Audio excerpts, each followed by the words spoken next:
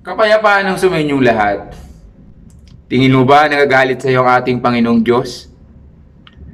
Hindi siya nagagalit sa atin, kapatid. Nagagalit siya sa mga kasalanan na ating nagagawa.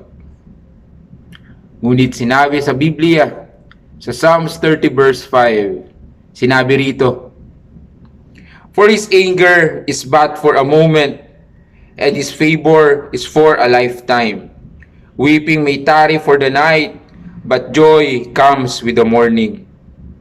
Ang linaw, di ba? Ano man ang pinagdadaanan mo sa buong araw, ay i-renew ng ating Panginoong Diyos lahat ng ito kinabukasan.